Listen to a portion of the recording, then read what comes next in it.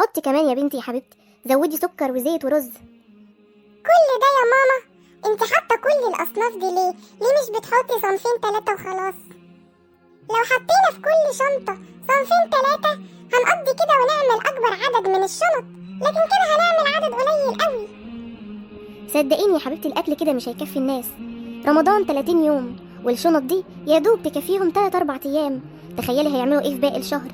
ودايما الناس بتوزع شنط اول بس رمضان وبتنسى الموضوع ده بعد كده. فاحنا بنحاول على قد ما نقدر الناس يفضل عندها اكل علشان الاسره تكفيها. طب ما كفايه كده يا ماما، انت عامله عدد اسر كبير قوي. صدقيني يا حبيبتي عدد الاسر اللي المفروض نغطيها اكبر من كده بكتير، بس انا بحاول على قد ما اقدر، وان شاء الله غيرنا من الناس اللي بتعمل الاعمال الخيره تغطي باقي الاسر. طب ليه يا ماما مش عايزه تكتبي على الشنط دي انها شنط رمضان؟ دي حتى حاجه جميله قوي لما يبقى عليها الاسم وفانوس، علشان لما الشنط دي توصل للناس ما يبقوش محروجين وهم بياخدوها وما يستخبوش. صدقيني الحاجه دي بتبقى محرجه قوي قوي يا بنتي. ده انت كمان يا ماما ما نسيتيش البسبوسه، كان ممكن تحطي الاساسيات بس. البسبوسه دي والكنافه خدت فلوس كتير، كان ممكن نجيب بيهم سكر وزيت تانيين. يعني هو الناس يا بنتي ملهاش نفس تحل زينا؟ بيبقى في اطفال نفسها في حاجه مسكره وحلوه، علشان كده انا حطيت كيس البسبوسه ده او كيس الكنافه اهو الاسره تاكل وتحلي زينا. دول هيفرحوا قوي يا ماما، انا كل يوم بتعلم منك حاجه جديده ومفيده. ازيك يا حبيبتي عامله ايه؟ الحمد لله. حضرتك مين؟ احنا من جمعية أعمال الخير يا حبيبتي. فين مامتك أو باباكي أو عيلتك علشان نديكوا شنط رمضان؟ حالا هنديها لحضرتك يا ماما، في ناس عاوزينك.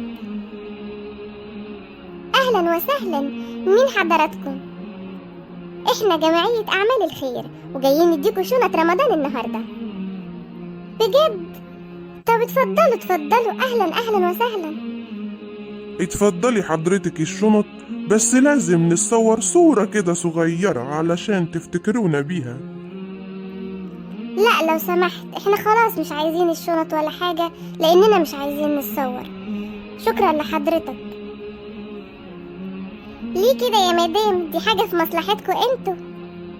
متشكرين قوي، بس احنا مش محتاجين منكم ان انتوا تمنوا علينا. خلاص براحتكم يا مدام، بس يكون في علمك محدش هيديكي شنط رمضان من غير ما يصورك. الله الغني يا استاذ. ما تزعليش يا حبيبتي، انا عارفة انت كان نفسك في ايه. ان شاء الله ربنا هيفرجها من عنده.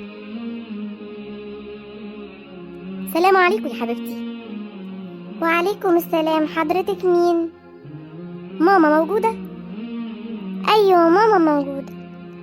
هو حضرتك هتجيب لنا شنط رمضان؟ ايوه يا حبيبتي. وحضرتك جاية تصورينا برضو؟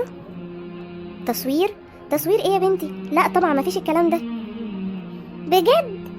استني هناديلك ماما. يا ماما. اهلا وسهلا حضرتك، نورتينا وشرفتينا والله، بقالنا كتير قوي ما شفناكيش. معلش ان انا اتاخرت عليكم المره دي، كانت ظروف بس غصب عني. ابدا براحتك خالص، حضرتك اكتر حد بيحترمنا واحنا كمان بنحبك جدا. ربنا يجازيكي خير يا رب. الحمد لله يا رب.